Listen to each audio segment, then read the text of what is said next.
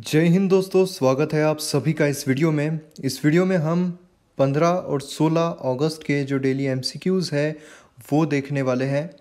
ये जो एमसीक्यूज़ है यूपीएससी के लिए, एसएससी के लिए, स्टेट पीएससी, जितनी भी स्टेट पीएससीज होती है उसके लिए, और बैंक पीओ के लिए बहुत ही इम्पॉर्टेंट है।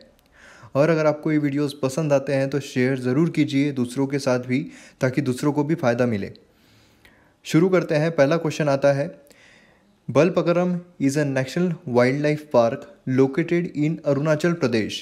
अब ये जो Balpakram national wildlife park है ये कहाँ लोकेटेड है? तो ये अरुणाचल प्रदेश में लोकेटेड है, ऐसा पहला स्टेटमेंट आता है।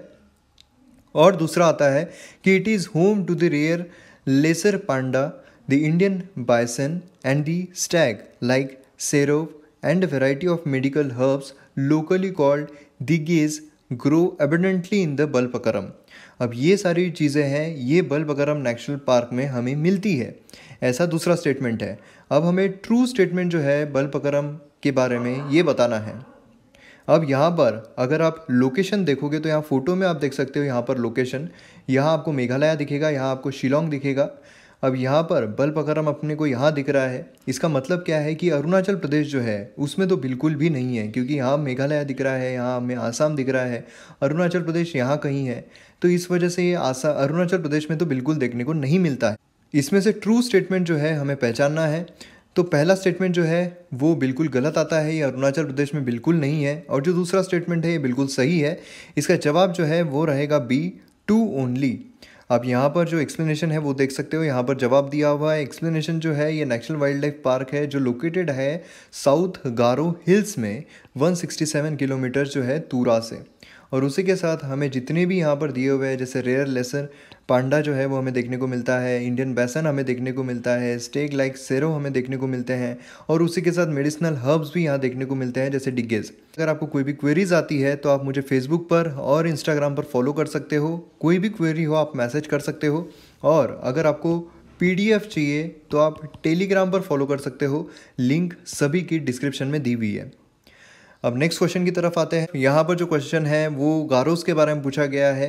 The Garos are the Tibeto Burman ethnic group. अब यहाँ पर ये जो गारोस है तिब्बतो बर्मन एथनिक ग्रुप है, जो कि मेघालय में है, आसाम में है, त्रिपुरा में है, नागालैंड में है, और जो नेबरिंग एरियाज़ है बांग्लादेश के वहाँ हमें देखने को मिलते हैं। जैसे कि यहाँ पर जो मेमनसिंह, नेत्रोकोना, जमलपुर, शेरपुर और शेलेट, तो यहाँ पर हमें देखने को मिलते हैं। उसी के साथ the Garos are paternal societies in the Meghalaya. अब पैटर्नल सोसाइटीज़ मतलब क्या होता है कि जहाँ पर पुरुष प्रधान हम जिसे बोलते हैं, मतलब जो मेल है वो वहाँ पर डोमिनेटिंग होते हैं, मतलब जो फीमेल है वहाँ पर उनकी बिल्कुल चलती नहीं है, उसे हम पैटर्नल सोसाइटी बोलते हैं। तो ये जो गारोज है पैटर्नल सोसाइटी है मेघालय की, और उसी के साथ यहाँ पर गारोज जो है हमें यहाँ पर देखने को मिलते हैं। तो इसमें आपको जो ट्रू स्टेटमेंट है वो पहचानना है।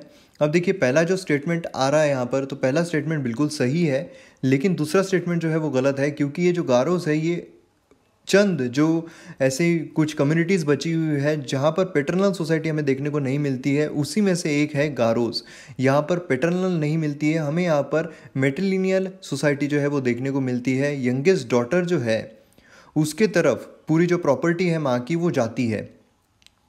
तो यहाँ पर आप देख सकते हो कि जो यंगेस्ट डॉटर होती है उसके तरफ जो मदर की जो इतनी भी प्रॉपर्टीज़ है वो पूरी डॉटर के तरफ वहाँ पर चली जाती है।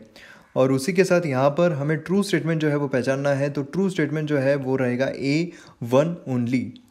तो चलते हैं नेक्स्ट क्वेश्चन की तरफ। यहाँ पर कुछ पॉलिटी से रिलेटेड क्वेश्चन आ रहा है। पहला स्टेटमेंट आता है कि president only by law determines the requested qualifications for appointment as members of the commission and the procedure of the selection. अब प्रेसिडेंट जो है वो सिर्फ बाय लॉ डिटरमाइन कर सकते हैं द रिक्वेस्टेड क्वालिफिकेशन, जो भी क्वालिफिकेशन रहेगा, और अपॉइंटमेंट रहेगी as members of the commission and the procedure for selection.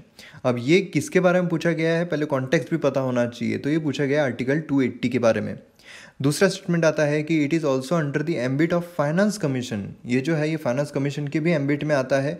जो फाइनेंशियल रिलेशंस जो होते हैं यूनियन और स्टेट के, ये डिटरमाइन कर सकते हैं। And they will not deal with devolution of unplanned revenue resources. अब यहाँ पर ये जो फाइनेंस कमीशन है ये भले ही फाइनेंशियल रिलेशन जो है यूनियन और स्टेट के ये तो करेगा ही, लेकिन वो डिवोल्यूशन जो रहेगा अनप्लान्ड रेवेन्यू रिसोर्सेज का, उसमें ये कुछ भी डील नहीं कर सकते हैं। ट्रू स्टेटमेंट आपको पहचानना है। यहाँ पर देखिए जो पहला स्टेटमेंट है वो बिल्कुल गलत है, क्योंकि प्रेसिडेंट नहीं, पार्लियामेंट जो है, पार्लियामेंट जो भी लॉ होते हैं उसके तहत डिटरमाइन कर सकते हैं। और उसी के साथ यहाँ पर जो फाइनेंस कमीशन है वो जो devolution of unplanned revenue resources होते हैं उनके साथ भी डील कर सकते हैं। तो यहाँ पर विल नॉट नहीं चाहिए, will deal with the devolution of unplanned revenue resources. तो दूसरा स्टेटमेंट भी गलत आता है, दोनों गलत है। ट्रू स्टेटमेंट पूछा गया है, जवाब रहेगा डी। यहाँ पर आप देख सकते हो जवाब है डी। और पार्लियामेंट जो है may by law determine the requested qualification, जो भी क्वालिफिकेशन चाहिए रहेंगे मेंबर्स के, और उसी के साथ डील करते हैं devolution of unplanned revenue resources जो फाइनेंस कमीशन है। चलते हैं नेक्स्ट क्वेश्चन की तरफ। अब यहाँ पर जो पूछा गया है वो पूछा गया है सूफीज़म के बारे में। पहला स्टेटमेंट आता है कि during this medieval period Sufism spread through various regions expanding to the Deccan plateau with the succession of Lodhi dynasty. अब यहाँ पर हम देख सकते हैं जो सूफीज़म है, ये मेडिवल पीरियड में सूफीज़म जो है वो स्प्रेड होता गया था वेरियस रीजन्स के तरफ, और ये जो सक्सेशन है ये हमें लोधी डायनेस्टी का देखने को मिलता है। और दूसरा आता है कि समा पोएट्री, जो समा पोएट्री है ये मोस्टली संग की जाती है in the form of qawwali, और first focusing on spiritual emotions. पहला जो होता है वो स्पिरिचुअल इमोशंस पर होता है, ऑन मिस्ट्रिकल लव, और उसी के साथ सेपरेशन एंड यूनियन, इस पर बेस्ड होता है। अब देखिए सूफीज़म जो है वो दो टाइप के समा पोएट्री यहाँ पर आते हैं। अगर हम सूफीज़म देखते हैं तो दो टाइप के आते हैं, जो पहला होता है और जो दूसरा होता है। अब इसमें क्या होता है, फर्स्ट जो है वो सिर्फ गॉड को प्रेस करने के लिए होता है, और जो दूसरा होता है वो होता है जो स्पिरिचुअल इमोशंस है, उसी के साथ जो कुछ भी है मिस्ट्रिकल लव, ये सब जो आता है, सेपरेशन एंड यूनियन, ये सब आता है सेकंड इसमें। इसलिए दूसरा है वो बिल्कुल गलत रहेगा, क्योंकि यहाँ पर फर्स्ट बोला गया है लेकिन सेकंड इसमें आता है। और जो पहला है वो भी यहाँ पर गलत आता है, क्योंकि लोधी डायनेस्टी नहीं है यहाँ पर आता है तुगलक डायनेस्टी। तो इसलिए पहला स्टेटमेंट भी गलत होता है, दोनों गलत है। यहाँ पर जवाब रहेगा नॉट ट्रू पूछा गया है, इसलिए जवाब रहेगा सी। चलते हैं नेक्स्ट क्वेश्चन की तरफ। यहाँ पर आप देख सकते हो पूरा तुगलक डायनेस्टी में आ रहा है। उसके बाद सेकंड जो है वो फोकस करता है स्पिरिचुअल इमोशंस, ये सब पर। चलते हैं नेक्स्ट क्वेश्चन की तरफ। ये आ रहा है एनसीसी के बारे में। एनसीसी जो है in India was formed as a executive body by the Ministry of Defence, Ministry of Defence के द्वारा बनाई गई है। और जो दूसरा स्टेटमेंट आता है वो हेड करते हैं by director general with the rank of Breezer level, assisted by 2 additional director generals. तो इसमें से आपको जो ट्रू स्टेटमेंट है वो पहचानना है एनसीसी के बारे में। तो देखिए पहला स्टेटमेंट जो है वो गलत है, क्योंकि यहाँ पर national cadet Corp act of 1948 जो है इसके तहत यहाँ पर ये एनसीसी जो है वो बनाया गया। और यहाँ पर जो एनसीसी है वो डायरेक्ट हेड जो करते हैं डायरेक्टर जनरल, ये कौन से रैंक के होते हैं, तो लेफ्टिनेंट जनरल जो होते हैं, लेफ्टिनेंट जनरल उनके रैंक के होते हैं। तो इसलिए दूसरा स्टेटमेंट भी यहाँ पर गलत होता है। तो इसमें ट्रू स्टेटमेंट पूछा गया है, एक भी ट्रू नहीं है। इसका जवाब सी नहीं रहेगा, इसका जवाब रहेगा डी। सर्कल कर दिया कीजिए कौन सा सही है कौन सा गलत है। तो यहाँ पर आप देख सकते हो फॉर्म किया गया था नेशनल कैडेट कॉर्प एक्ट 1948 से, और एनसीसी जो है हेड करते हैं बाय डायरेक्टर जनरल, रैंक होता है लेफ्टिनेंट गवर्नर का।